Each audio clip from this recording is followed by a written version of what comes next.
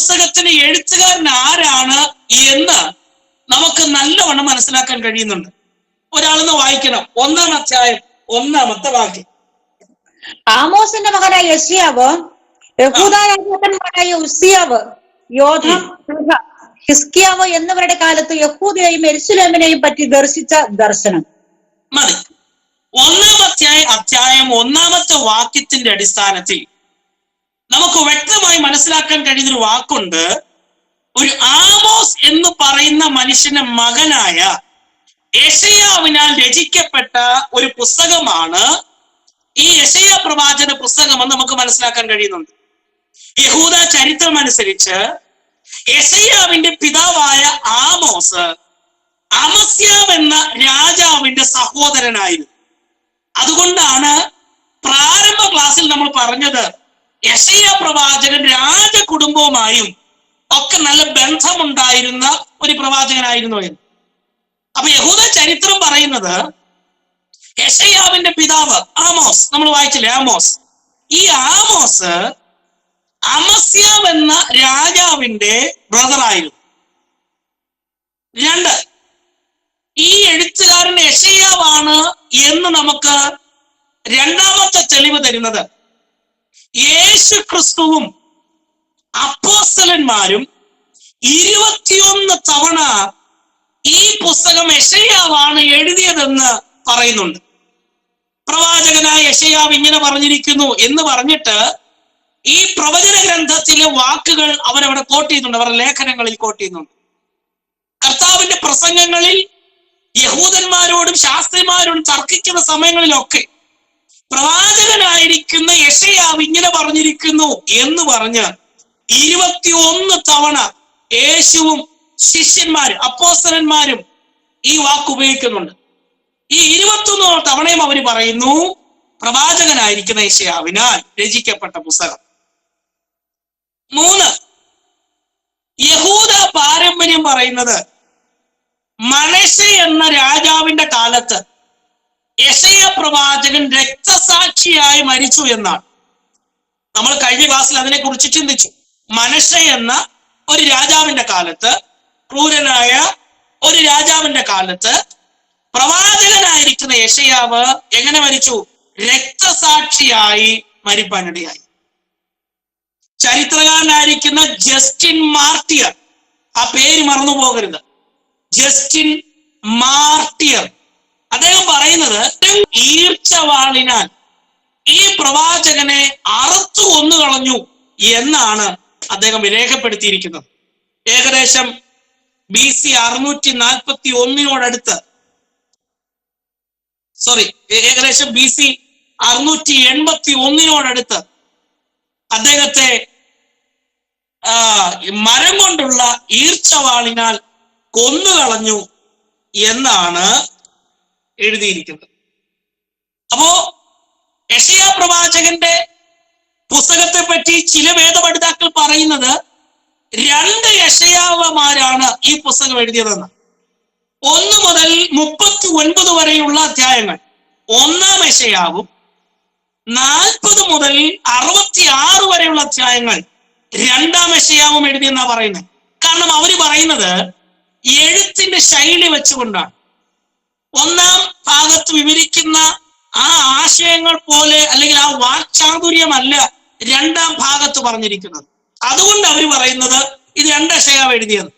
പക്ഷേ ഭൂരിഭാഗം വേദശാസ്ത്രജ്ഞന്മാരും അഭിഷക്തന്മാരും പറയുന്നത് ഒരു യെശയ്യാവിനാൽ രചിക്കപ്പെട്ട പുസ്തകമാണ് ഈ യെശയ്യാ പ്രവാചകന്റെ പുസ്തകം എന്ന്. അപ്പോ എഴുത്തുകാരൻ എന്നുള്ളതിൽ നമുക്ക് നിസ്സംശയം പറയാൻ കഴിയും. എന്തുകൊണ്ടാണ്? 1-ാം അധ്യായത്തിന്റെ 1-ാമത്തെ വാക്യത്തിൽ വ്യക്തമായി നമുക്ക് മനസ്സിലാക്കാൻ കഴിയുന്നുണ്ട് ആമോസിന്റെ മകനായ യെശയ്യാവിനാൽ രചിക്കപ്പെട്ടു എന്ന്. ആരാണ് ആമോസ്? അമസ്യാവ് എന്ന രാജാവിന്റെ ബ്രദർ. 2-ാമത്തെ തെളിവെന്താ? യേശുവും ശിഷ്യന്മാരും യേശു അപ്പോസ്തലന്മാരും ഏകദേശം 21 തവണ അവർ പ്രസംഗിച്ചപ്പോൾ പറഞ്ഞിട്ടുണ്ട്. ആര്? ഈ പുസ്തകം യെശയ്യാവിനാൽ രചിക്കപ്പെട്ടു എന്ന് പറഞ്ഞിട്ടുണ്ട്.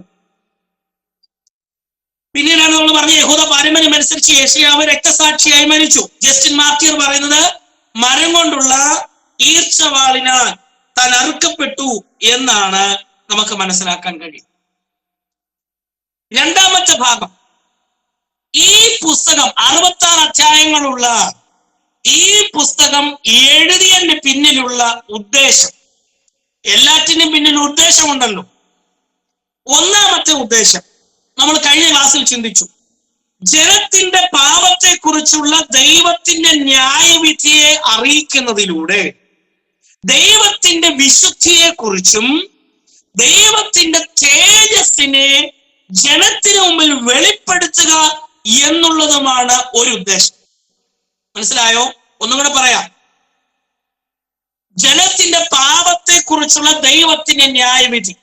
നമ്മൾ 1 മുതൽ അധ്യായങ്ങൾ നമ്മൾ വായിക്കുമ്പോഴേ ജനത്തിന്റെ, ഇസ്രായേൽ ജനത്തിന്റെ പാപവും ആ പാപത്തിന് ദൈവം കൊടുക്കാൻ പോകുന്ന ന്യായവിധി എന്താണ് എന്നും നമുക്ക് കാണാൻ കഴിയുന്നുണ്ട്.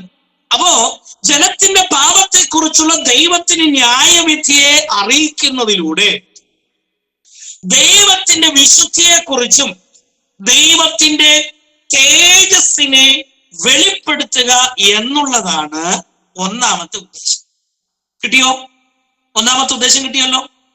രണ്ടാമത്തെ ഉദ്ദേശം, ദൈവത്തിന് വേണ്ടി വേർപിരിഞ്ഞു നിൽക്കുന്നവരെ അല്ലെങ്കിൽ ദൈവത്തിന് വേണ്ടി മാറി നിൽക്കുന്നവരെ വിടുവിക്കുകയും അനുഗ്രഹിക്കുകയും ചെയ്യുന്ന ദൈവം ഉണ്ട് എന്ന് ജനത്തിന് മനസ്സിലാക്കാം. കാരണം ഈ യെശയ്യാ പ്രവാചകന്റെ കാലഘട്ടത്തൊക്കെ ഇസ്രായേൽ ജനം ദൈവത്തെ മറന്ന് ജാതിക ആരാധനകൾക്കും ജാതികമായ രീതികളിലേക്കും അവർ മാറ്റപ്പെട്ടു. ഭൂരിപക്ഷം പേര്, വേദപണ്ഡിതാക്കൾ പറയുന്നത്, അവർ കൃഷി ഇറക്കുന്നതിന് മുൻപ് അവരുടെ വയലിൽ മറ്റുള്ള ജാതീയ ദേവന്മാർക്ക് യാഗപീഠം ഒരുക്കി ബലി അർപ്പിക്കുമായിരുന്നു പോലും. 2, ഇവർ ആദ്യഫലം അവരുടെ ക്ഷേത്രങ്ങളിൽ കൊണ്ടുപോയി അവർ പൂജിക്കുമായിരുന്നു പോലും. ദൈവം കൊടുത്ത കൽപ്പനകളൊക്കെ മറന്നിട്ട് അവരുടെ വീടിന്റെ മുൻപിൽ അവരുടെ ദേവന്മാരെ പൂജിച്ച തുണികളും അവരുടെ ദേവന്മാരുടെ രൂപങ്ങളും കെട്ടിത്തൂക്കിയിടുമായിരുന്നു പോലും. ഇപ്പോഴും കണ്ടിട്ടില്ലേ ചില കൃഷി സ്ഥലങ്ങളിൽ കോലം കൊണ്ട് കുത്തിവെക്കുന്നേ? ചില ദൈവമക്കൾ എന്ന് പറയുന്നവരുടെ വീട്ടില് കണ്ടിട്ടില്ലേ? കള്ളിമുൾച്ചൊടി കെട്ടിത്തൂക്കിയിടും. ഒരിക്കലും ഒരാളോട് ഞാൻ ചോദിച്ചു, എന്തിനായി കള്ളിമുൾച്ചൊടി ഇടുന്നേ?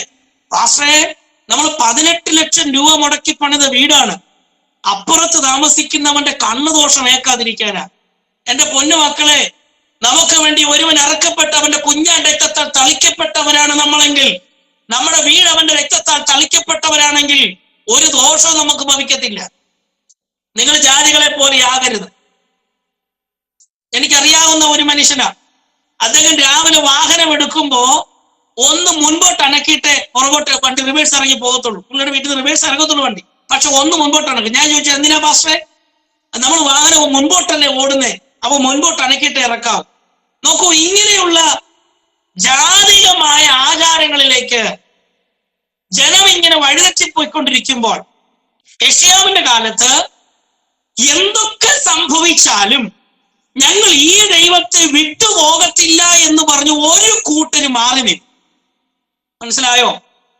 ഞങ്ങൾക്ക് മഴ കിട്ടിയില്ലെങ്കിലും, ഞങ്ങൾക്ക് മഞ്ഞ് കിട്ടിയില്ലെങ്കിലും, ഞങ്ങൾ പ്രതീക്ഷിച്ച നന്മ വിള ഞങ്ങളുടെ വയലിൽ നിന്ന് കിട്ടിയില്ലെങ്കിലും, മുന്തിരിത്തോട്ടങ്ങളിൽ നന്മ ലഭിച്ചില്ലെങ്കിലും ഞങ്ങൾ ജാതികമാകുന്ന രീതിയിൽ പോകത്തില്ല എന്ന് പറഞ്ഞ് കുറച്ചു പേര് ദൈവത്തിന് വേണ്ടി മാറി നിന്നു. അവരെ സമൂഹം ഒറ്റപ്പെടുത്തി, ഇസ്രായേൽ ജനം തന്നെ അവരെ ഒറ്റപ്പെടുത്തി. പക്ഷേ യെശയ്യാ പ്രവാചകൻ ഈ പുസ്തകത്തിലൂടെ വിളിച്ചു പറയുന്നത്, നിങ്ങൾ യഹോവയ്ക്ക് വേണ്ടി മാറി നിന്നിട്ടുണ്ടെങ്കിൽ, ദൈവത്തിന്റെ ന്യായപ്രമാണത്തിന് നിങ്ങൾ മാറി നിന്നിട്ടുണ്ടെങ്കിൽ, പ്രമാണത്തിന് വില കൊടുത്ത് നിങ്ങൾ മാറി നിന്നിട്ടുണ്ടെങ്കിൽ നിങ്ങളെ അനുഗ്രഹിക്കുന്ന ഒരു ദൈവമുണ്ട് എന്ന് വിശ്വാസത്തോടെ ധൈര്യത്തോടെ പ്രവാചകൻ ഈ പുസ്തകത്തിൽ എഴുതി വെച്ചിട്ടുണ്ട്. നിങ്ങളെ അനുഗ്രഹിക്കും. അതുകൊണ്ടാണ് നമ്മുടെ നാട്ടിൽ ചൊല്ലുള്ളത്, 2 വള്ളത്തിൽ എന്തോ ചെയ്യരുത്, കാല് ചവിട്ടി. നമ്മൾ അക്കരെ എത്തിയാൽ ഒന്നുകിൽ നീ അപ്പുറത്ത് പോകണം, അല്ലെങ്കിൽ ഇപ്പുറത്ത് പോകണം. വെളിപ്പാട് പുസ്തകങ്ങൾ വായിക്കുന്നുണ്ടല്ലോ, ഒന്നുകിൽ നീ ഉഷ്ണവാനാകണം, അല്ലെങ്കിൽ നീ ശീതവാൻ. ഒന്നുകിൽ നീ ദൈവവൈദ്യനാകണം, അല്ലെങ്കിൽ തലതിരിഞ്ഞു പോകണം. ഇത് 2 കൂടെ പരിപാടി നടക്കത്തില്ല. അപ്പൊ ദൈവത്തിന് വേണ്ടി വേർതിരിഞ്ഞു നിൽക്കുന്നവരെ, ദൈവത്തിന് വേണ്ടി മാറി നിൽക്കുന്നവരെ വിടുവിക്കുകയും അനുഗ്രഹിക്കുകയും ചെയ്യുന്ന ദൈവമുണ്ട് എന്ന് ജനത്തിന് മനസ്സിലാക്കാൻ. അപ്പൊ ഇന്നത്തെ ക്ലാസ്സിൽ പങ്കെടുത്തുകൊണ്ടിരിക്കുന്ന നിങ്ങളോട് ഞാൻ പറയാം, നിങ്ങൾ ദൈവത്തിന് വേണ്ടി മാറി നിന്നിട്ടുണ്ടെങ്കിൽ, നിങ്ങൾ ദൈവനാമത്തിന് വേണ്ടി നിന്നിട്ടുണ്ടെങ്കിൽ, വചനം എഴുതിയിരിക്കുന്നു, നിങ്ങളെ വിടുവിക്കുകയും നിങ്ങളെ അനുഗ്രഹിക്കുകയും ചെയ്യുന്ന ഒരു ദൈവമുണ്ട്. ഉറപ്പുണ്ടോ നിങ്ങൾക്ക്? കഷ്ടതയുണ്ട്, ഞെരുക്കമുണ്ട്, പ്രയാസമുണ്ട്. പക്ഷെ ഞങ്ങൾക്കൊന്നറിയാം, ഞങ്ങൾ ഈ ദൈവത്തിന് നിൽക്കുന്നത് കൊണ്ട് ദൈവം ഞങ്ങളെ ഒരിക്കലും ലജ്ജിപ്പിക്കുകയില്ല. അപ്പോ ഈ രണ്ട് ഉദ്ദേശമാണ് പ്രധാനമായും നമുക്ക് കാണാൻ കഴിയുന്നത്. ഒന്നാമത്തെ ഉദ്ദേശം നമ്മൾ പഠിച്ചു, ജനത്തിന്റെ പാപത്തെക്കുറിച്ചുള്ള ദൈവത്തിന്റെ ന്യായവിധി അറിയിക്കുന്നതിലൂടെ ദൈവത്തിന്റെ വിശുദ്ധിയെക്കുറിച്ചും ദൈവത്തിന്റെ തേജസ്സിനെയും, വിശുദ്ധിയെയും തേജസ്സിനെയും ജനത്തിന് മനസ്സിലാക്കി കൊടുക്കാൻ. രണ്ടാമത് എഴുതിയിരിക്കുന്നത്, ദൈവത്തിനു വേണ്ടി മാറി നിൽക്കുന്ന, ദൈവനാമത്തിനു നിൽക്കുന്നവരെ വിടുവിക്കുകയും അനുഗ്രഹിക്കുകയും ചെയ്യുന്ന ഒരു ദൈവമുണ്ട് എന്ന് കാണിക്കും. ഇതാണ് പ്രധാനമായ രണ്ട് ഉദ്ദേശം. ഇനി നമ്മൾ കഴിഞ്ഞ ക്ലാസ്സിൽ ചിന്തിച്ചത് കാലമാണ്. കാലം. ചിലർ പറയാറുണ്ട്, എന്റെ പൊന്ന് സാറേ, ഇത് ഞങ്ങളുടെ കഷ്ടകാലമാണെന്ന് പറയാറ്, അല്ലേ? ചില ബുദ്ധിമുട്ടും പ്രയാസമൊക്കെ വരുമ്പോൾ പറയുന്ന വാക്കാണ് ഇത് നമ്മുടെ കഷ്ടം. പക്ഷേ വചനം എഴുതിയിരിക്കുന്ന എല്ലാറ്റിനും ഒരു കാലമുണ്ട്. വിതപ്പാനൊരു കാലം, കൊയ്യാനൊരു കാലം, ഇങ്ങനെ കാലങ്ങളുണ്ട്. ഓക്കെ. അപ്പം ഈ പുസ്തകം എഴുതിയ കാലം, യെശയ്യാവിന്റെ പ്രവാചക ശുശ്രൂഷ ഏകദേശം BC 740 മുതൽ 681 വരെ ആയിരുന്നു. ഏകദേശം നമ്മൾ BCയുടെ കണക്ക് പറയുമ്പോഴെല്ലാം ഏകദേശം എന്നേ പറയത്തുള്ളൂ, കാരണം കൃത്യമായി നമുക്കൊരു കണക്ക് ലഭിച്ചിട്ടില്ല. അപ്പൊ യെശയ്യാ പ്രവാചകന്റെ ശുശ്രൂഷ കാലഘട്ടം എന്ന് പറയുന്നത് ഏകദേശം BC 740 മുതൽ 681 വരെയുള്ള കാലഘട്ടമായി. ഉസിയ രാജാവിന്റെ ഭരണത്തിന്റെ അവസാന കാലഘട്ടത്തിൽ യെശയ്യാവിന്റെ ശുശ്രൂഷ ആരംഭിക്കുകയും യോഥാം, ആഹാസ്, ഹിസ്കിയാവ് എന്നീ രാജാക്കന്മാരുടെ കാലഘട്ടങ്ങളിൽ ശുശ്രൂഷ തുടരുകയും ചെയ്തു. അപ്പോ യെശയ്യാവ് തന്റെ ശുശ്രൂഷ ആരംഭിച്ചത് ഉസിയാവ് എന്ന രാജാവിന്റെ അവസാന കാലഘട്ടങ്ങളില്ല. ഉസിയാവിനെ നമുക്കറിയാം, വരുന്ന ക്ലാസ്സിൽ നമുക്ക് ചിന്തിക്കാം. അപ്പോ ഉസിയാവിന്റെ ഭരണത്തിന്റെ അവസാന കാലഘട്ടത്തിൽ ശുശ്രൂഷ ആരംഭിക്കുകയും യോഥാം, ആഹാസ്, ഹിസ്കിയാവ് എന്നീ രാജാക്കന്മാരുടെ കാലഘട്ടങ്ങളിൽ ശുശ്രൂഷ തുടരുകയും ചെയ്തു. ഈ പ്രവചന പുസ്തകത്തിൽ സെൻഹെരീബിന്റെ മരണം രേഖപ്പെടുത്തിയിരിക്കുന്നതിനാൽ തീർച്ചയായും ഏകദേശം 60 വർഷത്തെ ദീർഘകാല ശുശ്രൂഷ ചെയ്തുകൊണ്ട് BC 681 വരെ യെശയ്യാവ് ജീവിച്ചിരിക്കാൻ സാധ്യതയുണ്ട് എന്ന് നാം വിശ്വസിക്കുന്നു. കാരണം ഈ സെൻഹെരീബ് എന്ന വ്യക്തി മരിക്കുന്നത് ഏകദേശം BC 680. അതിനുശേഷമുള്ള ഒരു കുറച്ച് ചരിത്രം പറഞ്ഞിട്ടാണ് യെശയ്യാ പ്രവചനം അവസാനിക്കുന്നത്. അങ്ങനെയെങ്കിൽ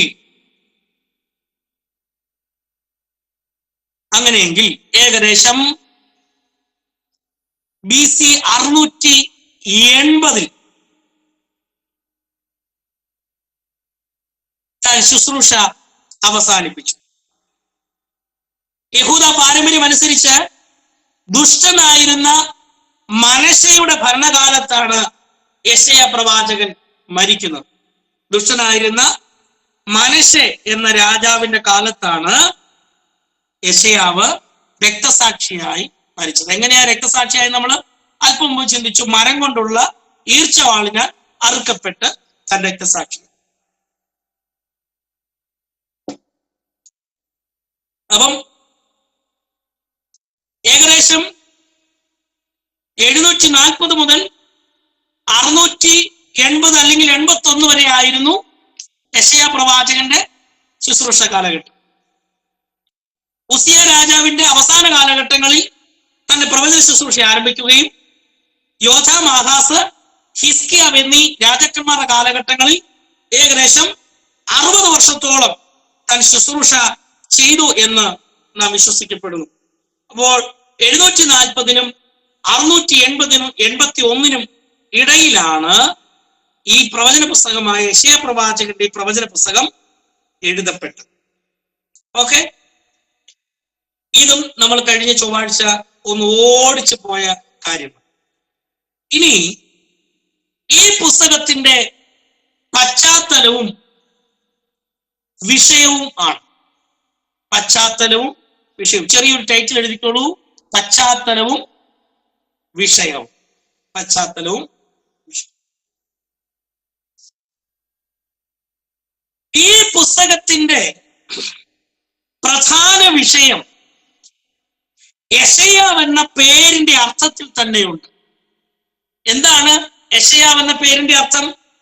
രക്ഷ യഹോവയിൽ നിന്നാകുന്നു എന്നതാണ് യെശയ്യാവ് എന്ന പേരിന്റെ അർത്ഥം. നമ്മുടെ എല്ലാം പേരിന് ഒരു അർത്ഥമുണ്ട് എന്ന് ഞാൻ കഴിഞ്ഞ ക്ലാസ്സിൽ പറഞ്ഞു, നിങ്ങൾ നോക്കിയെന്ന് ഞാൻ വിശ്വസിക്കുന്നു.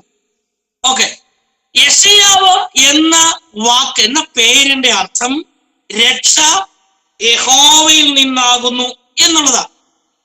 അതോ അതിനെ ബേസ് ചെയ്തുകൊണ്ട് തന്നെയാണ് ഈ പുസ്തകത്തിന്റെ വിഷയവും ക്രമീകരിച്ചിരിക്കുന്നത്.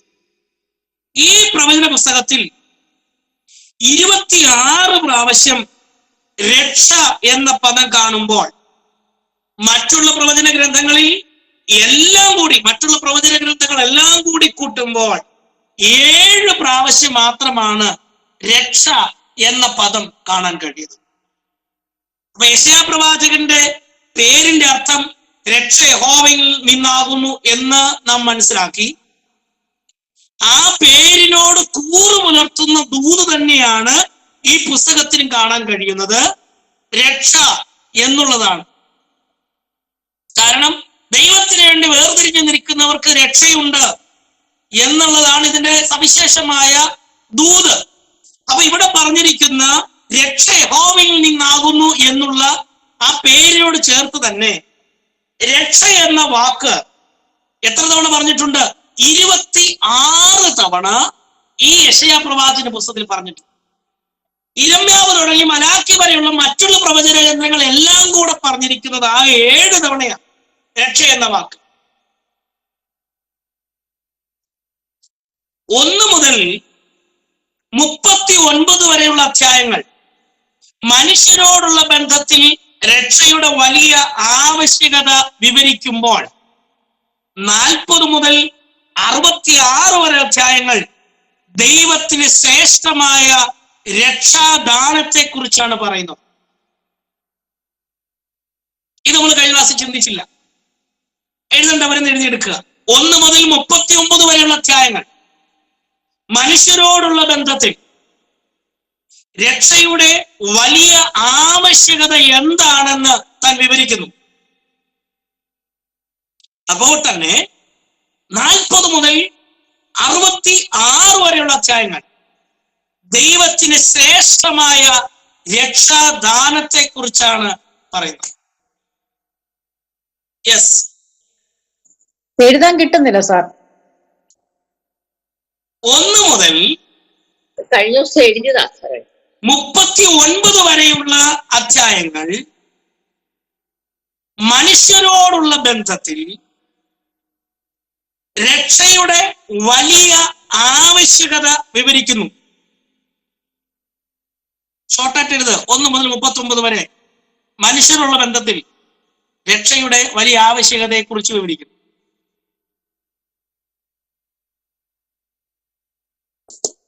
2, 40 മുതൽ 66 വരെയുള്ള അധ്യായങ്ങൾ ദൈവത്തിന്റെ ശ്രേഷ്ഠമായ രക്ഷാദാനത്തെ കുറിച്ച് പറയും.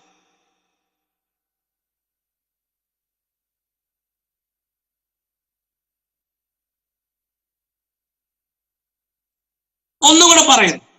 1 മുതൽ 39 വരെയുള്ള അധ്യായങ്ങൾ നമ്മൾ ആദ്യത്തെ വിഭജനം പഠിച്ചല്ലോ.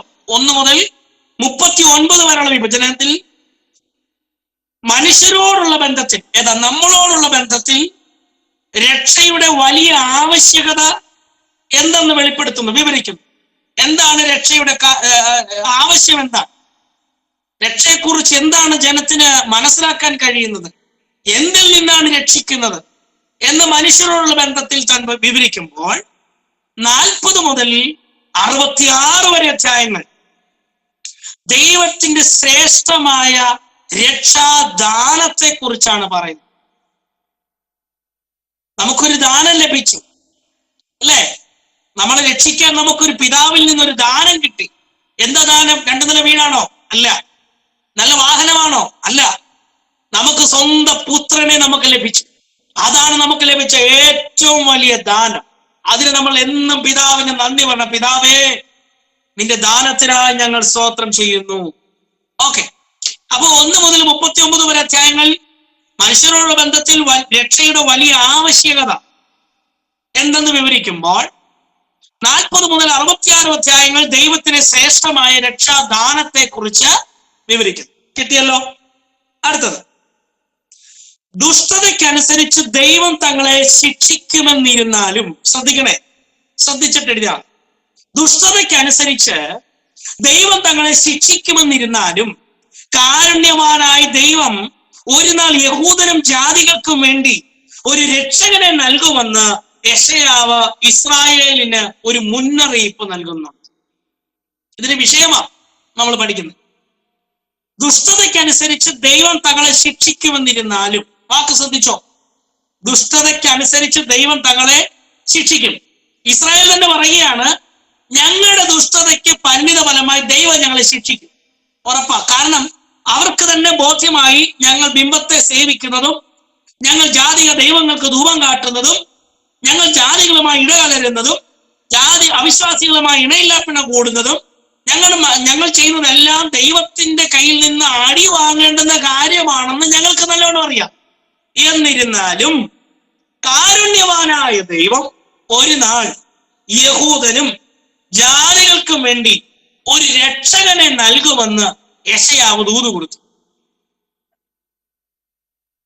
അപ്പൊ എഴുതാൻ വേണ്ടി നിങ്ങൾ തയ്യാറാക്കി എഴുതുക, ദുഷ്ടതയ്ക്കനുസരിച്ച് ദൈവം തങ്ങളെ ശിക്ഷിക്കുമെന്നിരുന്നാലും. എഴുതിയതാ സാറേ, കഴിഞ്ഞ ദിവസം എഴുതിയതാ ഇതൊക്കെ. ദൈവം ഒരു നാൾ യഹൂദനും ജാതികൾക്കും വേണ്ടി ഒരു രക്ഷകനെ നൽകുമെന്ന് യെശയ്യാവ് ഇസ്രായേലിന് വേണ്ടി മുന്നറിയിപ്പ് നൽകി. ഇനി രാഷ്ട്രപരമായി നോക്കുമ്പോൾ ചെറിയതായ ഇസ്രായേലിനെ ഇരുവശങ്ങളിൽ നിന്നും നിരന്തരം പരാജയപ്പെടുത്തിക്കൊണ്ടിരുന്ന വലിയ ശക്തികളായിരുന്നു വടക്കുള്ള അശൂരും തെക്കുള്ള മിസ്രൈമും. ഞാൻ കഴിഞ്ഞ ക്ലാസ് നമ്മൾ ചിന്തിച്ചു ഇസ്രായേലിന്റെ വലിപ്പം. നിങ്ങള് ലോക മാപ്പ് എടുത്തിട്ട് ഇസ്രായേലിനെ ഒന്ന് നോക്കണം. നമുക്കറിയാം ഒരു കുഞ്ഞു രാജ്യമാ, ഒരു ചെറിയ രാജ്യമാ, കേരളത്തിന് അത്രയും പോലും ഇല്ല, കുഞ്ഞനാ. പക്ഷേ ഇവൻ ദൈവത്താൽ അനുഗ്രഹിക്കപ്പെട്ടൊരു സമൂഹമാണ്. അപ്പൊ ഇവര് നിരന്തരം ഞെരുക്കിക്കൊണ്ടിരുന്ന 2 കൂട്ടരായിരുന്നു ആര്? വടക്കുള്ള അശൂരും തെക്കുള്ള മിസ്രൈമും. 200 വർഷങ്ങൾക്ക് ശേഷം വലിയ ശക്തിയായിത്തീരുന്ന ബാബിലോണിനെ പുസ്തകത്തിന്റെ അവസാന ഭാഗത്ത് പ്രവാചകനായ യെശയ്യാവ് ആത്മാവിൽ ദർശിക്കുന്നുണ്ട്. അപ്പോ രാഷ്ട്രപരമായി നോക്കുമ്പോൾ 2 വശത്തു നിന്ന് ഞെരുക്കുന്ന അശൂരിനെയും മിസ്രൈമിനെയും കുറിച്ച് പ്രവാചകൻ പ്രവചിക്കുന്നുണ്ട്.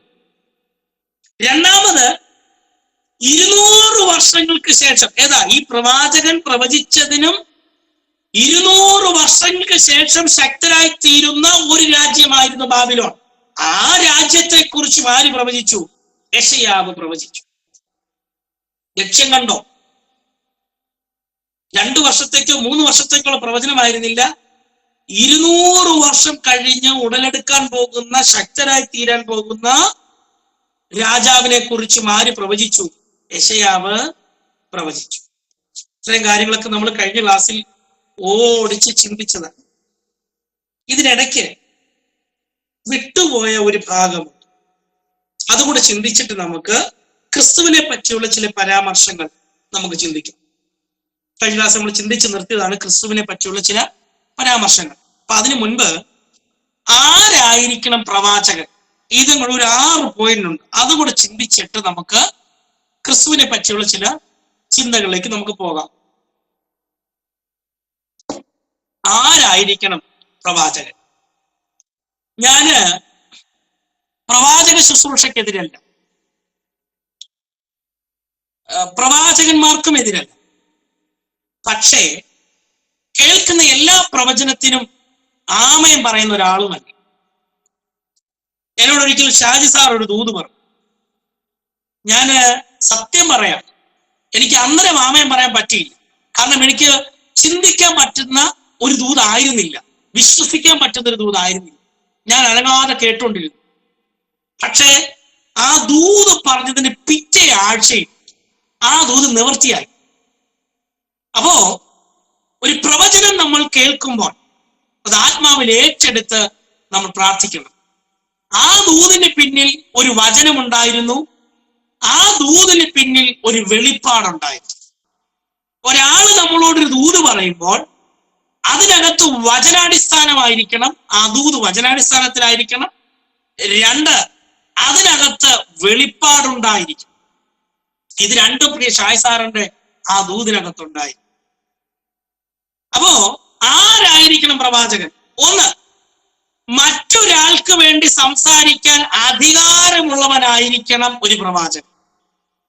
ഒരാൾക്ക് വേണ്ടി, മറ്റൊരാൾക്ക് വേണ്ടി സംസാരിക്കാൻ അധികാരമുള്ള ഒരുവനായിരിക്കണം പ്രവാചകൻ. പുറപ്പാട് പുസ്തകം 6-ാം അധ്യായം 28 മുതൽ 30 വരെയുള്ള വാക്യം. അപ്പൊ നിങ്ങൾ ടൈറ്റിൽ എഴുതണം, ആരായിരിക്കണം പ്രവാചകൻ? 1, മറ്റൊരാൾക്ക് വേണ്ടി സംസാരിക്കാൻ അധികാരമുള്ളവൻ. പുറപ്പാട് പുസ്തകം 6-ാം അധ്യായം 28 മുതൽ 30 വരെയുള്ള വാക്യം. 2, ഒരു പ്രവാചകൻ അല്ലെങ്കിൽ പ്രവാചകിയുടെ സന്ദേശം ദൈവത്തിൽ നിന്ന് നേരിട്ട് ലഭിച്ചതായിരിക്കണം. ഈ പ്രവാചകനോ പ്രവാചകിയോ പറയുന്ന സന്ദേശം അപ്പുറത്ത് വീട്ടുകാരിൽ നിന്ന് കേട്ടതാകരുത്, അല്ലെങ്കിൽ മറ്റൊരു വ്യക്തിയിൽ നിന്ന് കേട്ടതാകരുത്. ആ സന്ദേശം എവിടെ നിന്നായിരിക്കണം?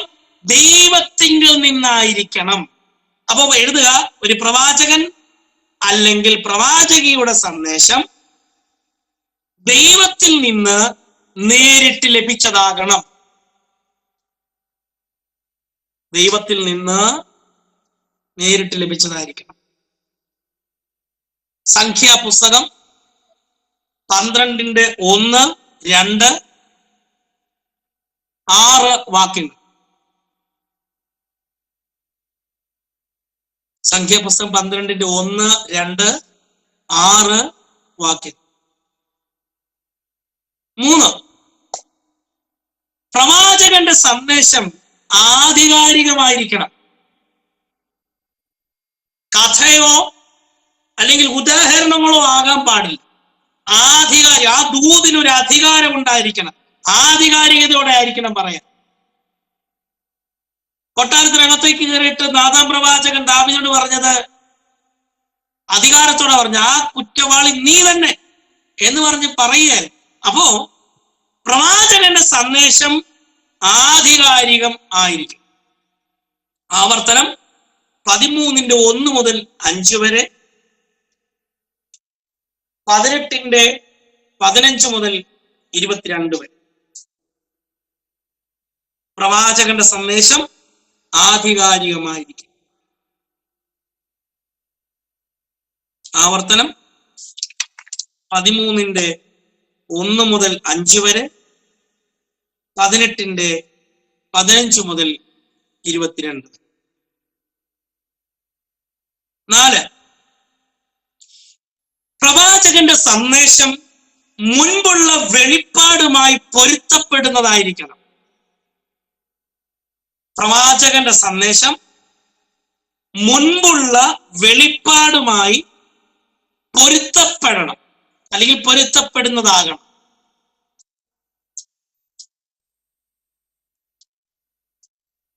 പ്രവാചകന്റെ സന്ദേശം മുമ്പുള്ള വെളിപ്പാടുമായി പൊരുത്തപ്പെടുന്നതാകണം. ആവർത്തനം 13-ന്റെ 1 മുതൽ 5 വരെ.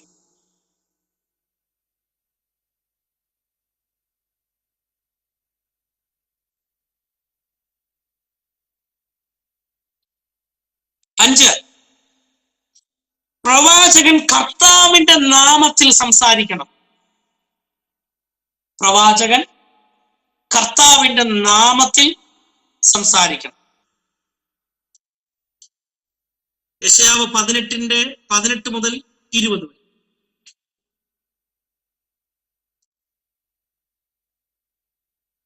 പതിനെട്ട് മുതൽ 20 വരെ നമുക്ക് കണ്ടിട്ടില്ലേ? പ്രവചനങ്ങളെ വാക്യം, യഹോവ ഇപ്രകാരം അരുളി ചെയ്യുന്നു, അല്ലെ യഹോവ എന്നോട് അരുളി ചെയ്ത് എന്തെന്നാൽ. കണ്ടോ, അവര് പ്രവചിക്കുന്നതല്ല, യഹോവയുടെ നാമത്തിലാണ് പ്രവചിക്കുന്നത്. പ്രവാചകൻ കർത്താവിന്റെ നാമത്തിൽ സംസാരിക്കും. യെശയ്യാവ് 18 മുതൽ 20 വരെ. 6, പ്രവാചകന്റെ സന്ദേശം ആധികാരികമായ അടയാളങ്ങളോടുകൂടെ ആയിരിക്കണം. പ്രവാചകന്റെ സന്ദേശം ആധികാരികമായ അടയാളങ്ങളോടുകൂടി ആയിരിക്കണം.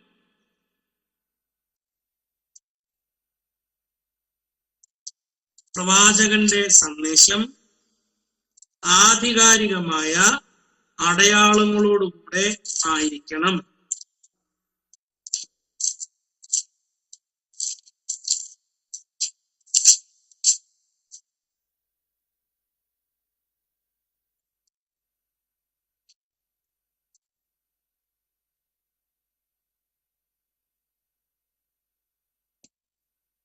പതിമൂന്നാമത്തെ 1-ാമത്തെ വാക്യം.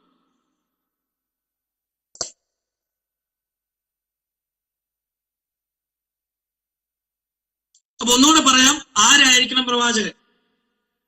1, മറ്റൊരാൾക്ക് വേണ്ടി സംസാരിക്കാൻ അധികാരമുള്ളവനായിരിക്കണം. പുറപ്പാട് പുസ്തകം 6-ാം അധ്യായം 28 മുതൽ 30 വരെയുള്ള വേദവാക്യങ്ങൾ. 2, ഒരു പ്രവാചകൻ അല്ലെങ്കിൽ പ്രവാചകയുടെ സന്ദേശം ദൈവത്തിൽ നിന്ന് നേരിട്ട് ലഭിച്ചതായിരിക്കണം. ദൈവത്തിൽ നിന്ന് ലഭിച്ചതായിരിക്കണം.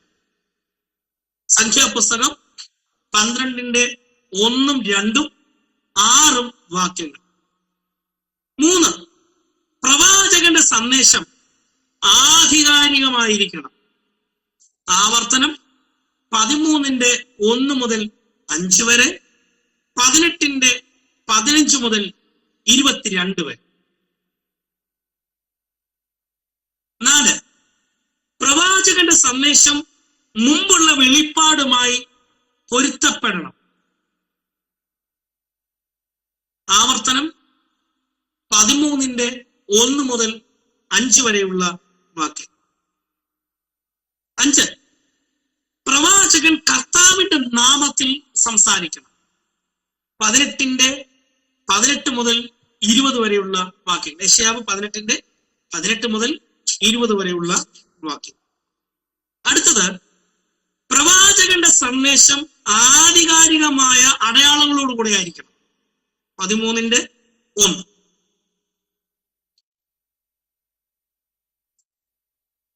അപ്പൊ ഇത്രയും കാര്യങ്ങൾ, 6 കാര്യങ്ങൾ ശ്രദ്ധിക്കണം. ഓക്കെ, ഇനി നമ്മൾ കഴിഞ്ഞ ക്ലാസ്സിൽ ചിന്തിച്ച ഭാഗത്തേക്ക് വേഗത്തിൽ വരാം. ഈ യെശയ്യാ പ്രവാചകന്റെ പുസ്തകത്തിൽ നമ്മൾ ആദ്യ ക്ലാസ്സിൽ പഠിച്ചു, ഈ സങ്കീർത്തനത്തെ മശിഹാ സങ്കീർത്തനം എന്ന് വിളിക്കുന്നുണ്ട്. കാരണം എന്താണ്?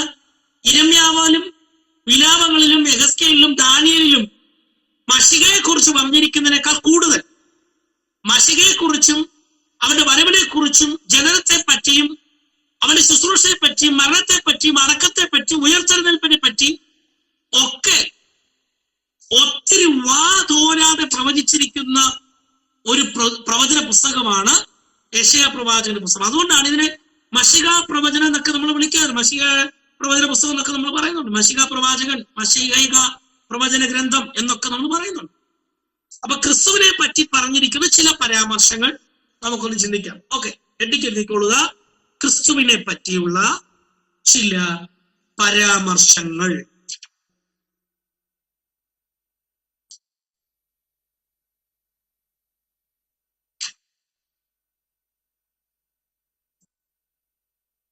ഒന്ന്,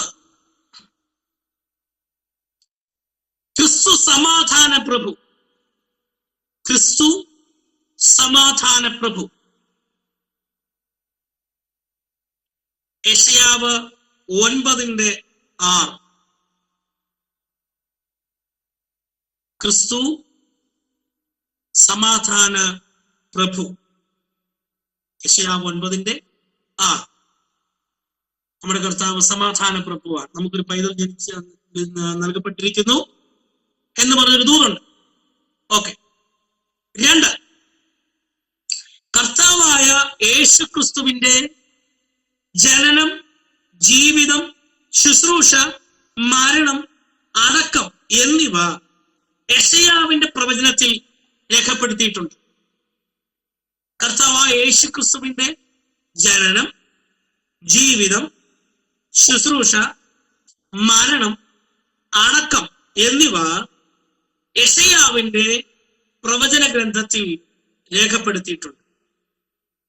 അപ്പോ ഈ രണ്ടാമത്തെ പോയിന്റിന്റെ ഒരു സബ് പോയിന്റ് ആയിട്ട് 1, കന്യകാജനനം 7:14.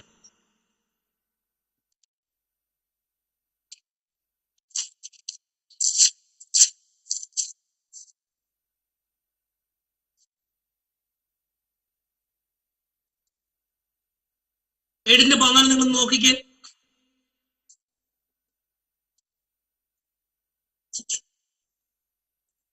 എന്താണ് അവിടെ എഴുതിയിരിക്കുന്നത്? അതുകൊണ്ട് കർത്താവ് തന്നെ നിങ്ങൾക്കൊരു അടയാളം തരും.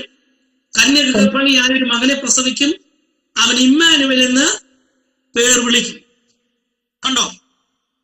യേശു ക്രിസ്തുവിന്റെ ജനനത്തെ പറ്റി, കന്യകാജനനത്തെ പറ്റി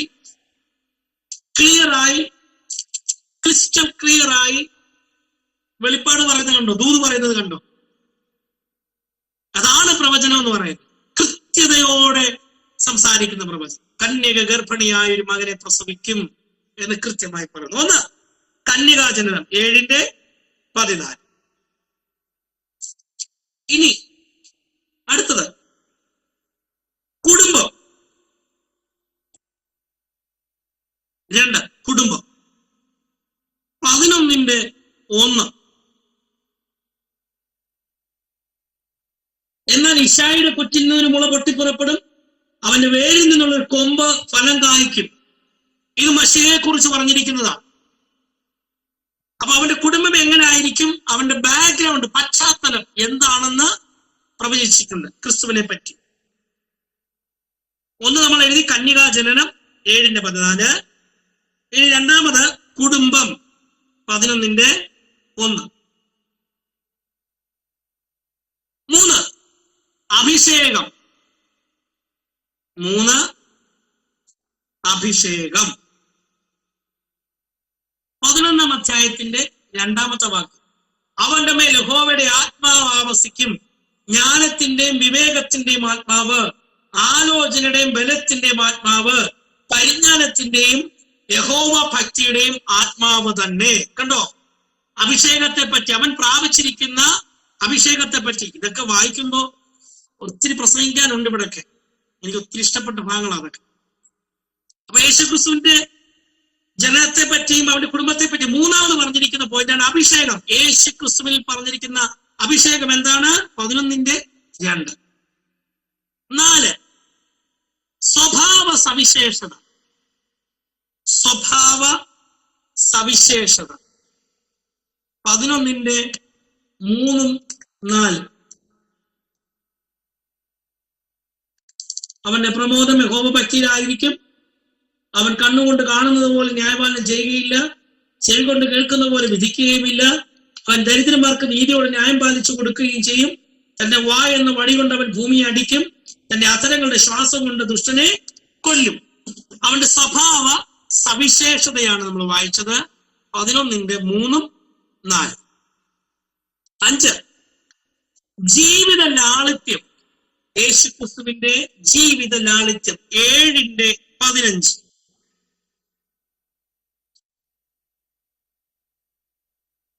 ജീവിത ലാളിത്യം 7:15. തിന്മ തള്ളി നന്മ തിരഞ്ഞെടുക്കുവാൻ പ്രായമാകും വരെ അവൻ തൈരും തേനും കൊണ്ട് ഉപജീവനം കഴിക്കും. ജീവിത ലാളിത്യം 7:15.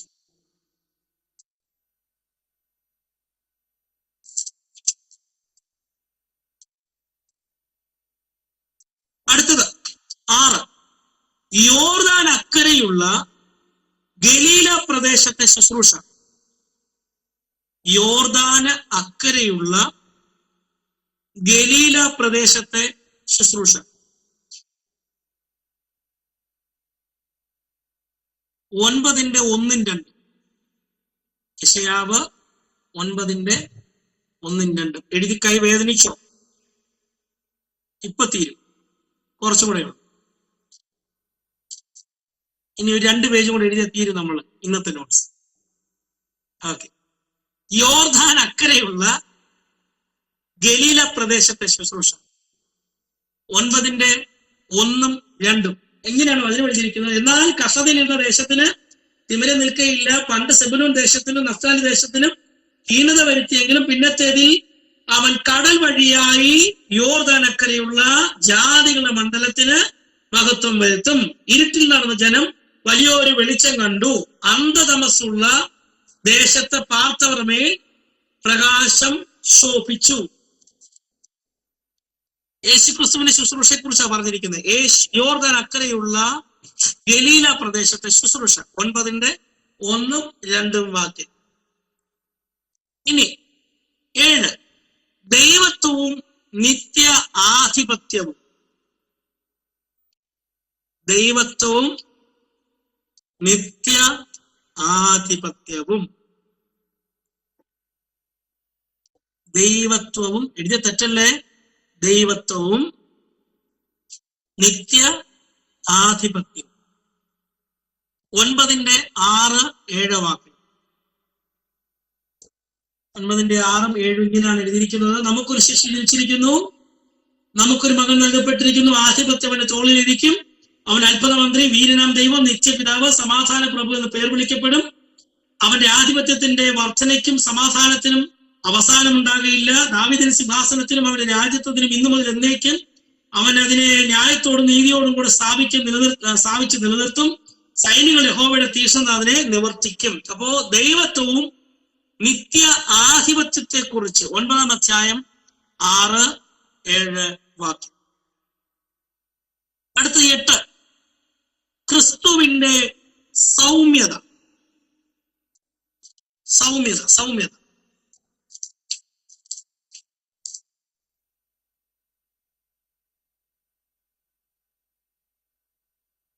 42:1-3 വരെയുള്ള വാക്യം. സൗമ്യത. ഇതാ ഞാൻ താങ്ങുന്ന എന്റെ ദാസൻ, എന്റെ ഉള്ളം പ്രസാദിക്കുന്ന എന്റെ വൃതൻ. ഞാൻ എന്റെ ആത്മാവിനെ അവന്റെ മേൽ വച്ചിരിക്കുന്നു. അവൻ ജാതികളോട് ന്യായം പ്രസ്താവിക്കും.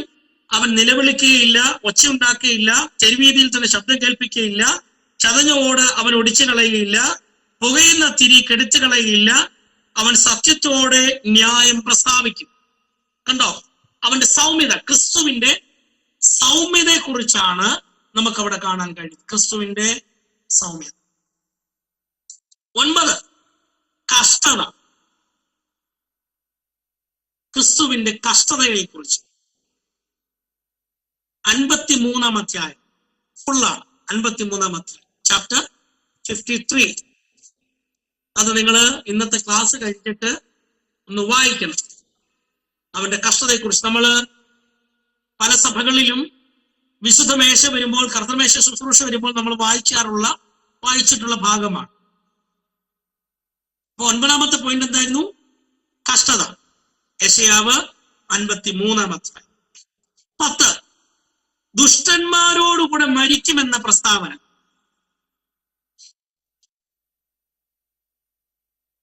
ദുഷ്ടന്മാരോടുകൂടെ മരിക്കും എന്ന പ്രസ്താവന. ദുഷ്ടന്മാരോടുകൂടെ മരിക്കുമെന്ന പ്രസ്താവന. 53-ാം അധ്യായം 9-ാമത്തെ വാക്യം. 53:9.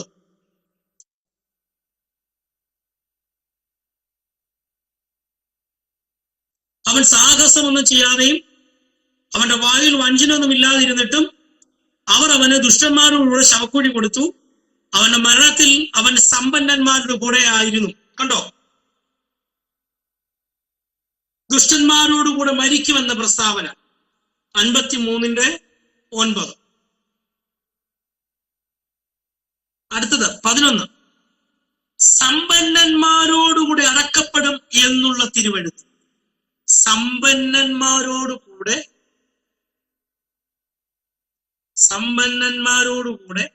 അടക്കപ്പെടുമെന്നുള്ള തിരുവെഴുത്ത് 53:9 തന്നെയാണ്. നമ്മളിപ്പോ വായിച്ച വാക്യം തന്നെ 53:9 തന്നെയാണ്. സമ്പന്നന്മാരോടുകൂടെ അടക്കപ്പെടുമെന്നുള്ള തിരുവെഴുത്ത്. അപ്പം 10-11 ദുഷ്ടന്മാരുടെ മരിക്കുന്ന പ്രസ്താവനയും സമ്പന്നന്മാരുടെ കൂടെ അടക്കപ്പെടും എന്നുള്ള തിരുവെഴുത്തും ഒറ്റ വാക്യമാണ്. 53-ാം അധ്യായം 9-ാമത്തെ വാക്യം. ഇനി 12 ഉയർത്തെഴുന്നേൽപ്പ്.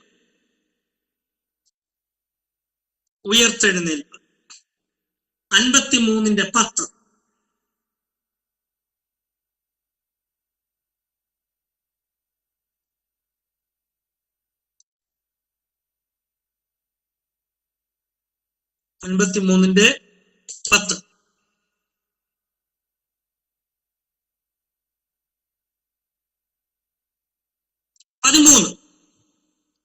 മഹത്വപൂർണമായ ഭരണം.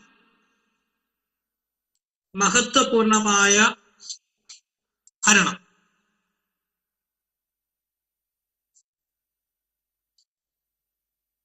11:3 മുതൽ 6 വരെ, 32:1 മുതൽ 8 വരെ, 42:3, 4, 7.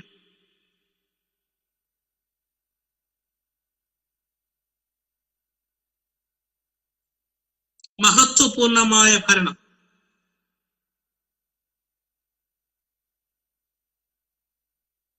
11:3 മുതൽ 6 വരെ,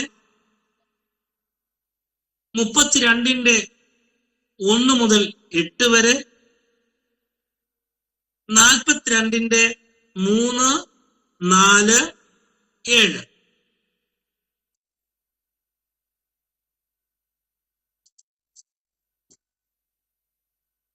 ഇത്രയുമാണ്. ഈ 13 പോയിന്റാണ് യേശുക്രിസ്തുവിന്റെ ജനനം. ശ്രദ്ധിക്കണേ, യേശുക്രിസ്തുവിന്റെ ജനനം, ജീവിതം, ശുശ്രൂഷ, മരണം, അടക്കം, തന്റെ ഉയർത്തെഴുന്നേൽപ്പ് എന്നീ വിഷയങ്ങളെ പറ്റി പ്രവാചകൻ രേഖപ്പെടുത്തിയിരിക്കുന്ന ചില ഭാഗങ്ങളാണ് ഈ 13 വാക്യങ്ങൾ, 13 കാരണങ്ങൾ, 13 വാക്യങ്ങൾ. അതിൽ കന്യകാജനനം 7:14, കുടുംബം 11:1, അഭിഷേകം 11:2, സ്വഭാവ സവിശേഷത 11:3, 4, ജീവിത ലാളിത്യം 7:15, യോർദാൻ അക്കരെയുള്ള ഗലീല പ്രദേശത്തെ ശുശ്രൂഷ 9:1, 2, ദൈവത്വവും നിത്യ ആധിപത്യവും 9:6, 7, സൗമ്യത 42:1 മുതൽ 3 വരെ, കഷ്ടത 53-ാം അധ്യായം, ദുഷ്ടന്മാരോടുകൂടെ മരിക്കും എന്ന പ്രസ്താവന 53:9, സമ്പന്നന്മാരോടുകൂടെ അടക്കപ്പെടും എന്നുള്ള തിരുവെഴുത്ത് 53:9, ഉയർത്തെഴുന്നേൽപ്പ് 53:10, മഹത്വപൂർണമായ ഭരണം 11:3 മുതൽ 6 വരെ, 32:1 മുതൽ 8 വരെ, 42:3, 4, 7 വാക്യങ്ങൾ. ഇത്രയും കാര്യങ്ങളാണ് രണ്ടാമത്തെ പോയിന്റിൽ നമ്മൾ പഠിച്ചത്. ഇനി മൂന്നാമത്തെ പോയിന്റ്. 3 ഏതാ? നമ്മൾ ഒന്നാമത്തെ പോയിന്റ് ഏതായിരുന്നു? ക്രിസ്തു സമാധാന പ്രഭു എന്ന് എഴുതിയില്ലേ? 1. 2 നമ്മൾ ടൈറ്റിൽ രണ്ടാമത്തേത് എഴുതിയത് കർത്താവായ യേശു ക്രിസ്തു ജനനം, ജീവിതം, ശുശ്രൂഷ, മരണം, അടക്കം എന്നിവ യെശയ്യാവിന്റെ പ്രവൃത്തിയിൽ രേഖപ്പെടുത്തിയിരിക്കുന്നു. അത് രണ്ടാമത്തെ പോയിന്റാണ്. ഈ രണ്ടാമത്തെ പോയിന്റിന്റെ സബ് പോയിന്റ് ആണ്, ചെറിയ പോയിന്റുകളാണ് ഈ 13 എഴുതിയത്. ഇനി മൂന്നാമത്തെ പോയിന്റ്, യെശയ്യാവ് 52:3 മുതൽ, യെശയ്യാവ് 52:3 മുതൽ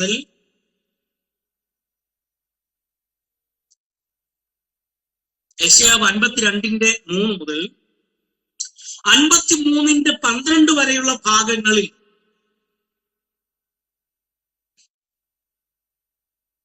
ക്രിസ്തുവിന്റെ 5 തരത്തിലുള്ള രക്ഷാപ്രവർത്തനങ്ങൾ നമുക്ക് കാണാൻ കഴിയുന്നു.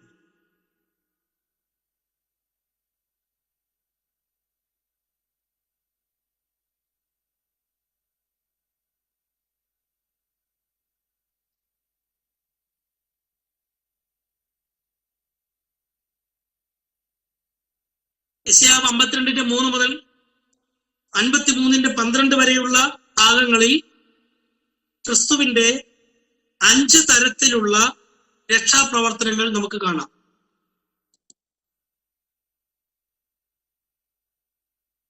ഒന്ന്, ക്രിസ്തുവിന്റെ സ്വമേധയാ യാഗം. ക്രിസ്തുവിന്റെ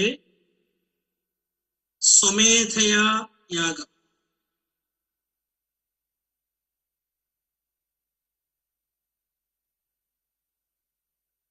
ക്രിസ്തുവിന്റെ സ്വമേധയാ യാഗം.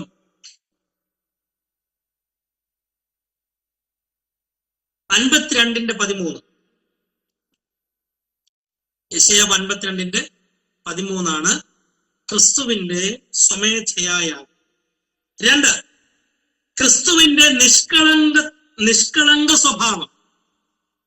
ക്രിസ്തുവിന്റെ നിഷ്കളങ്ക സ്വഭാവം.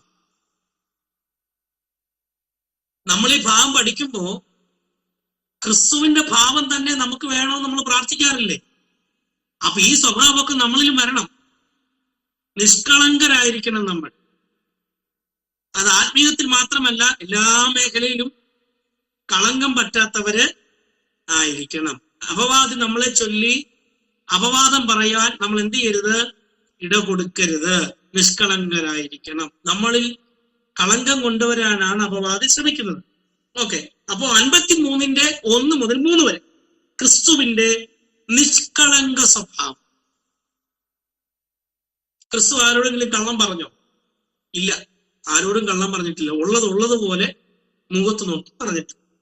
ക്രിസ്തുവിന്റെ നിഷ്കളങ്ക സ്വഭാവം 53:1 മുതൽ 3 വരെ. 3, നമ്മെ ദൈവത്തോട് അടുപ്പിക്കേണ്ടതിന് നമ്മെ ദൈവത്തോട്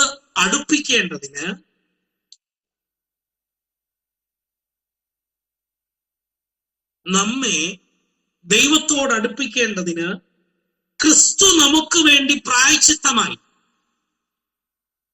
ഇത് സമാധാനയാഗം.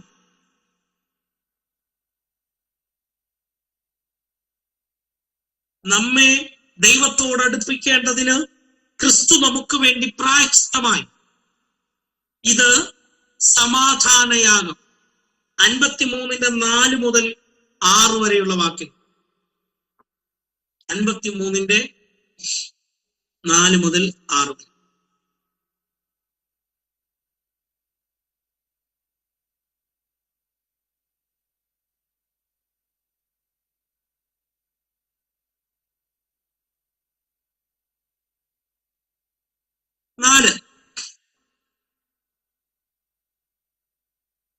നമ്മുടെ അകൃത്യങ്ങൾക്ക് പകരം വില കൊടുത്തു.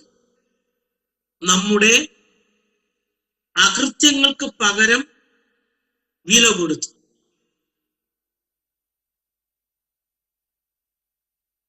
നമ്മുടെ അകൃത്യങ്ങൾക്ക് പകരം വില കൊടുത്തു. ഇത് പാപപരിഹാരയാഗത്തെ കാണിക്കുന്നു. ഇത് പാപപരിഹാരയാഗത്തെ കാണിക്കുന്നു. നമ്മുടെ അകൃത്യങ്ങൾക്ക് പകരം വില കൊടുത്തു. ഇത് പാപപരിഹാരയാഗത്തെ കാണിക്കുന്നു. നമുക്ക് സമയമില്ല, അല്ലായിരുന്നെങ്കിൽ യാഗങ്ങളെ കുറിച്ചൊക്കെ പറഞ്ഞു വേണം പോകാൻ. നമ്മുടെ മുമ്പിൽ സമയം വളരെ കുറവായതുകൊണ്ട് ഓടിച്ചു പോകണം. ഇത് പാപപരിഹാരയാഗത്തെ കാണിക്കുന്നു. 53:7 മുതൽ 9 വരെ. നമ്മുടെ അകൃത്യങ്ങൾക്ക് പകരം വില കൊടുത്തു. ഇത് പാപപരിഹാരയാഗത്തെ കാണിക്കുന്നു. 52:7 മുതൽ 9 വരെ. അടുത്തത് 5ാമത്തെ പോയിന്റ്. ക്രിസ്തു നമ്മുടെ അകൃത്യങ്ങൾക്ക് വേണ്ടി മരിച്ചു. ക്രിസ്തു നമ്മുടെ അകൃത്യങ്ങൾക്ക് വേണ്ടി മരിച്ചു. ഇത് അകൃത്യയാഗത്തെ കാണിക്കുന്നു.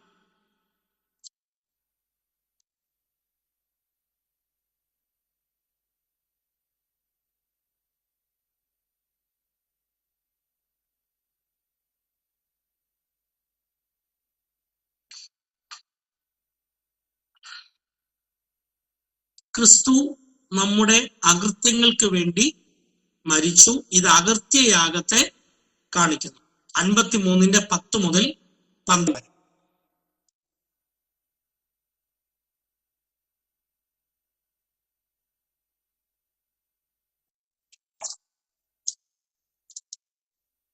ഇതാണ് 5 പോയിന്റ്. ഏതാ മൂന്നാമത്തെ ടൈറ്റിൽ നമ്മൾ എഴുതിയില്ലേ? മൂന്നാമത്തെ പോയിന്റ് യെശയ്യാവ് 52-ന്റെ 3 മുതൽ 52-ന്റെ 3 മുതൽ 53-ന്റെ 12 വരെയുള്ള ഭാഗങ്ങളിൽ ക്രിസ്തുവിന്റെ 5 തരത്തിലുള്ള രക്ഷാപ്രവർത്തനം. അത് മൂന്നാമത്തെ പോയിന്റിന്റെ ഡിവിഷൻസ് ആണ്. 5 പോയിന്റ് നമ്മൾ എഴുതിയത്. ഏതൊക്കെയാണ്? ക്രിസ്തുവിന്റെ സ്വമേധയാ യാഗം 52-ന്റെ 13, ക്രിസ്തുവിന്റെ നിഷ്കളങ്ക സ്വഭാവം 53-ന്റെ 1 മുതൽ 3 വരെ, നമ്മെ ദൈവത്തോട് അടുപ്പിക്കേണ്ടതിന് ക്രിസ്തു നമുക്ക് വേണ്ടി പ്രായശ്ചിത്തമായി, ഇത് സമാധാനയാഗം 53-ന്റെ 4 മുതൽ 6 വരെ, നമ്മുടെ അകൃത്യങ്ങൾക്ക് പകരം വില കൊടുത്തു, ഇത് പാപപരിഹാര യാഗത്തെ കാണിക്കുന്നു 53-ന്റെ 7 മുതൽ 9 വരെ. അടുത്ത 5-ാമത്തെ പോയിന്റ്, ക്രിസ്തു നമ്മുടെ അകൃത്യങ്ങൾക്ക് വേണ്ടി മരിച്ചു, ഇത് അകൃത്യയാഗത്തെ കാണിക്കും. എഴുതി ക്ഷീണിച്ചോ? നിങ്ങൾ ആരും ഒന്നും മിണ്ടുന്നില്ല. മൗനം സന്തോഷം എന്നാണ് ഞാൻ കരുതുന്നത്. ക്ഷീണിച്ചിട്ടില്ല സാറേ? കേട്ടില്ല.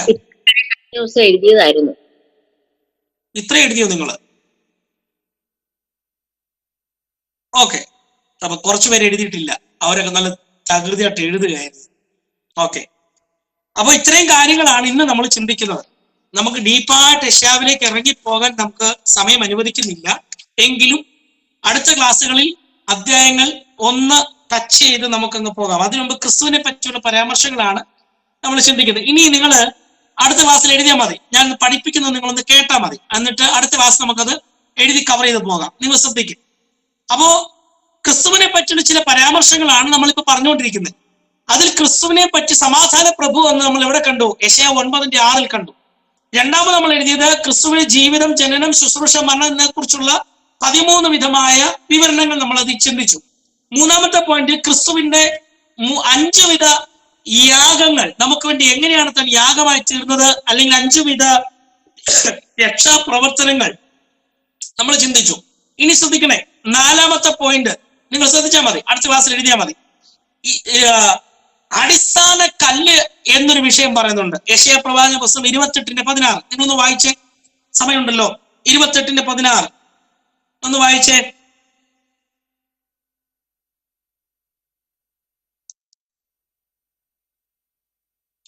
യെശയ്യാവ് 28-ന്റെ 16 എഴുതണ്ട, നിങ്ങൾ വേഗത്തിൽ വായിച്ചാൽ മതി. അതുകൊണ്ട് യഹോവയായ കർത്താവ് ഇപ്രകാരം അരുളിച്ചെയ്യുന്നു, ഇതാ ഞാൻ സിയോനിൽ ഉറപ്പുള്ള അടിസ്ഥാനമായിട്ട് ശോധന ചെയ്ത കല്ലും വിലയേറിയ മൂലക്കല്ലുമായി ഒരു അടിസ്ഥാന കല്ല് ഇട്ടിരിക്കുന്നു, വിശ്വസിക്കുന്നവൻ ഓടിപ്പോവുകയില്ല. ഓക്കെ. ഈ അടിസ്ഥാന കല്ല് ക്രിസ്തുവാണ്. ക്രിസ്തു എന്ന മൂലക്കല്ലിന്മേൽ നമ്മൾ വായിച്ചിട്ടില്ലേ? 1 പത്രോസ് 2-ന്റെ 6, 7. അവിടെ എന്താ നമ്മൾ വായിക്കുന്നത്? 1 പത്രോസ് 2-ന്റെ 6, 7 വാക്യങ്ങൾ. ഞാൻ ശ്രേഷ്ഠവും മാന്യമായ മൂലക്കല്ല് സിയോനിലിടുന്നു, അവനിൽ വിശ്വസിക്കുന്നവൻ ലജ്ജിച്ചു പോകുകയില്ല എന്ന് തിരുവെഴുത്തിൽ കാണുന്നല്ലോ. നോക്ക്, പൗലോസ് പറഞ്ഞിരിക്കുന്നു, ആ കല്ല് ആരാണ്? ക്രിസ്തുവാകുന്ന മൂലക്കല്ല്. അപ്പൊ യെശയ്യാ പ്രവാചകൻ യേശുക്രിസ്തു ജനിക്കുന്നതിനും ഏകദേശം 200, 300, 400 വർഷങ്ങൾക്ക് മുൻപ് താൻ പ്രവചിച്ചു പറയുകയാണ്, സിയോനിൽ ഞാനൊരു മൂലക്കല്ലിടും, അടിസ്ഥാന കല്ലിടും. പുതുനിയമത്തിലേക്ക് വന്നപ്പോൾ നമുക്ക് മനസ്സിലായി ആ കല്ല് ആരാണ്? ക്രിസ്തുവാകുന്ന കല്ല്. കണ്ടോ ക്രിസ്തുവിനെ കുറിച്ച് പറഞ്ഞിരിക്കുന്നത്. അടുത്തത് യെശയ്യാവ് 32-ന്റെ 1-2 വായിക്കുന്നു, ഒരു രാജാവ് നീതിയോടെ വാഴും, പ്രഭുക്കന്മാർ ന്യായത്തോടെ ധികാരം നടത്തും, ഓരോരുത്തൻ കാറ്റിനു മീതെ ഒരു മറവും പിശറിനൊരു സങ്കേതവുമായി വരണ്ട നിലത്ത് നീർത്തോടുകൾ പോലെയും ക്ഷീണമുള്ള ദേശത്ത് ഒരു വൻപാറയുടെ തണൽ പോലെയും ഇരിക്കും. തണലായിരിക്കുന്ന ഈ വൻപാറ കർത്താവായ യേശു ക്രിസ്തുവാണ് എന്ന് കൊരിന്ത്യ ലേഖനത്തിൽ പറയുന്നുണ്ട്. വിശ്വസിക്കാൻ കൊള്ളാകുന്ന, അനുഗമിക്കാൻ കൊള്ളാകുന്ന, അടിക്കപ്പെട്ട, പിളർക്കപ്പെട്ട ഒരു പാറയുണ്ട്, അത് കർത്താവായ യേശു ക്രിസ്തു. അപ്പോ യെശയ്യാ പ്രവാചകൻ പറഞ്ഞു 32-ന്റെ 1-2 ഒരു രാജാവ് നീതിയോടെ വാഴും. പിന്നെ ഒരു പാറയെ കുറിച്ച് അവിടെ പറഞ്ഞു. കൊരിന്ത്യ ലേഖനം 1 കൊരിന്ത്യർ 10-ാം അധ്യായത്തിൽ പൗലോസ് പറഞ്ഞു, ആ പാറ ആരാണ്? ക്രിസ്തുവാണ്. പിന്നെ യെശയ്യാവ് 42-ന്റെ 1 ഇതാ ഞാൻ താങ്ങുന്ന എന്റെ ദാസൻ, എന്റെ ഉള്ളം പ്രസാദിക്കുന്ന എന്റെ വൃതൻ. മർക്കോസിന് സുവിശേഷവും മത്തായിയുടെ സുവിശേഷവും വായിക്കുമ്പോൾ നമുക്ക് മനസ്സിലാകുന്നു ഇത് യേശു ക്രിസ്തുവിനെ കുറിച്ച് പറഞ്ഞിരിക്കുക. ഞാൻ താങ്ങുന്ന എന്റെ ദാസൻ, എന്റെ വൃതൻ. അവൻ തകർക്കപ്പെടും, കണ്ടാൽ ആളല്ല എന്ന് തോന്നുമാർ അവൻ ഉടയ്ക്കപ്പെടും എന്നൊക്കെ പ്രവാചകനെ പ്രവചിക്കുന്നുണ്ട്. ഇനി യെശയ്യാവ് 42:1, എന്നാണ് എന്റെ മുമ്പിൽ ഏത് മുഴങ്കാലും മടങ്ങും, ഏത് നാമം സത്യം ചെയ്യും. അപ്പോ ഫിലിപ്പി ലേഖനം 2-ാം അധ്യായത്തിൽ നമുക്ക് വായിക്കുന്നു, ഉന്നതനും സകല സ്തുതികൾക്കും യോഗ്യനുമായ യേശു ക്രിസ്തുവിനെയാണ് ഈ പ്രവാചകനോട് കാണിക്കുന്നത്. യെശയ്യാവിൽ പറഞ്ഞു, എന്നാണ് സകല മുഴങ്കാലും അവന്റെ മുമ്പിൽ മടങ്ങും. അല്ലെ? അപ്പൊ ഒരു വലിയവന്റെ മുൻപിൽ വേണം മുഴങ്കാൽ മടങ്ങാൻ. ഫിലിപ്പി ലേഖനത്തിൽ, യോഹന്നാന്റെ ലേഖനത്തിൽ അവിടെ വഴി കാണുന്നു, ആ ഉന്നതനും സകല സ്തുതികൾക്കും യോഗ്യനായ ഒരാളെ ഉള്ളൂ, അത് നമ്മുടെ കർത്താവായ യേശു ക്രിസ്തുവാണ്. അടുത്തത് യെശയ്യാവിൽ 49:6, നമുക്ക് അടുത്ത ക്ലാസ്സിൽ ഇതിനെ കുറിച്ച് എഴുതാം. യെശയ്യാവ് 49:6 പറഞ്ഞിരിക്കുന്നു, എന്റെ രക്ഷ ഭൂമിയുടെ അറ്റത്തോളം എത്തേണ്ടതിന് ഞാൻ നിന്നെ ജാതികൾക്ക് പ്രകാശമാക്കി വെച്ചിരിക്കുന്നു. യെശയ്യാവ് 49:6. ലൂക്കോസിന് സുവിശേഷം 2:25, ലൂക്കോസ് 1:71, യോഹന്നാൻ 8:12 ഇവിടൊക്കെ കാണുന്നു രക്ഷയുടെയും പ്രകാശത്തിന്റെയും ഉറവിടമായ യേശു ക്രിസ്തുവിനെ നമുക്ക് അവിടെ കാണാൻ കഴിയുന്നു. ജാതികൾക്ക് പ്രകാശമായി തീർന്നത് ആർക്കാ? നമ്മളെ ഗലീല പ്രദേശങ്ങൾക്ക്, നഫ്താലി ദേശത്തിനും പ്രകാശം ലഭിച്ചു എന്ന് നമ്മൾ പറഞ്ഞിട്ടില്ലേ? അതെന്തുകൊണ്ടാണ്? കടൽ കടന്ന് ഒരുവൻ വന്നു. ആരാണ് വന്നത്? നസ്രയത്തുകാരനായ യേശു ക്രിസ്തു കടൽ കടന്നെത്തി. കണ്ടോ? മശിഹയെ കുറിച്ച് പറഞ്ഞിരിക്കുന്നതും അതിന് നിവൃത്തിയും നമ്മൾ വായിച്ചു. അടുത്തത് യെശയ്യാവ് 50:6, അടിക്കുന്നവർക്ക് മുതുകും രോമം പറിക്കുന്നവർക്ക് കവളും കാണിച്ചു കൊടുത്തു, എന്റെ മുഖം നിന്ദയ്ക്കും തുപ്പലിനും മറച്ചിട്ടുമില്ല. യെശയ്യാവ് 50:6. മത്തായിയുടെ സുവിശേഷം, നമ്മൾ സുവിശേഷങ്ങൾ വായിക്കുമ്പോ യേശു ക്രിസ്തുവിന്റെ കഷ്ടാനുഭവങ്ങൾ നമുക്ക് നല്ലവണ്ണം അറിയാം. അവന്റെ പുറം ഉഴവ് ചാല് കീറുന്നത് പോലെ കീറി, അടികൊള്ളാത്തൊരു ഭാഗം അവന്റെ ശരീരത്തുണ്ടായിരുന്നില്ല. രക്തധമനികൾ തകർന്നു, മാംസങ്ങൾ അടിച്ച് ചിതറിക്കളഞ്ഞു. വചനത്തിൽ എഴുതിയിരിക്കുന്നത്, കണ്ടാൽ ആളല്ല, ആ മരക്കുരിശിൽ കിടക്കുന്നത് ഒരു മനുഷ്യക്കോലമാണോ എന്ന് ചിന്തിക്കാൻ പറ്റാത്ത രൂപത്തിൽ തകർക്കപ്പെട്ടുപോയി. ഒരു പുസ്തകത്തിൽ ഞാൻ വായിച്ചത്, രക്തഓട്ടം തകർന്നിട്ട് നിന്നിട്ട് അവന്റെ മുഖം കറുത്തുപോയി, കരിവാളിച്ചുപോയി, ശരീരം മുഴുവൻ തകർക്കപ്പെട്ടുപോയി. അവന്റെ തലയിൽ അടിച്ചിരുന്ന മുൾക്കിരീടം, ഒരു മുള്ള് അവന്റെ ഒരു കൃഷ്ണമണി തകർത്ത് വെളിയിലേക്ക് തള്ളി നിന്നിരുന്നു. നോക്കൂ, ഇത്രയ്ക്കും മൃഗീയമായി തകർക്കപ്പെട്ടു എന്ന്, തകർക്കപ്പെടുമെന്ന് യെശയ്യാ പ്രവാചകൻ 50:6 പ്രവാചകൻ പ്രവചിച്ചത് സുവിശേഷത്തിൽ നമുക്ക് കാണാൻ കഴിയുന്നുണ്ട്. കണ്ടോ? പ്രവചന നിവൃത്തി വരുന്നത് കണ്ടോ? ക്രിസ്തുവിനെ പറ്റി പറഞ്ഞിരിക്കുന്ന പ്രവചനങ്ങളും അതിന്റെ നിവൃത്തിയാണ് നമ്മൾ ചിന്തിക്കുന്നത്. അടുത്തത് യെശയ്യാവ് 61:10, അവൻ എന്നെ രക്ഷാവസ്ത്രം ധരിപ്പിച്ച് നീതി എന്ന മേൽ അങ്കി ഇടിവിച്ചിരിക്കുന്നു. ഇത് വെളിപ്പാട് പുസ്തകം 19-ാം അധ്യായം 8-ാമത്തെ വാക്യത്തിന്റെ അടിസ്ഥാനത്തിൽ പാപികൾക്ക് യേശു ക്രിസ്തുവിലൂടെ ലഭിക്കുന്ന രക്ഷയാണ് കാണുന്നത്. വെളിപ്പാട് പുസ്തകം 19:8, എഫെസ്യ ലേഖനം 5:27 അടിസ്ഥാനത്തിൽ അവൻ എന്നെ രക്ഷാവസ്ത്രം ധരിപ്പിച്ച് നീതി എന്ന അങ്കി ഇടിവിച്ചിരിക്കുന്നു എന്ന വാക്കിനർത്ഥം പാപികൾക്ക് യേശു ക്രിസ്തുവിലൂടെ ലഭിക്കുന്ന രക്ഷയാണ് കാണാൻ കഴിയുന്നത്.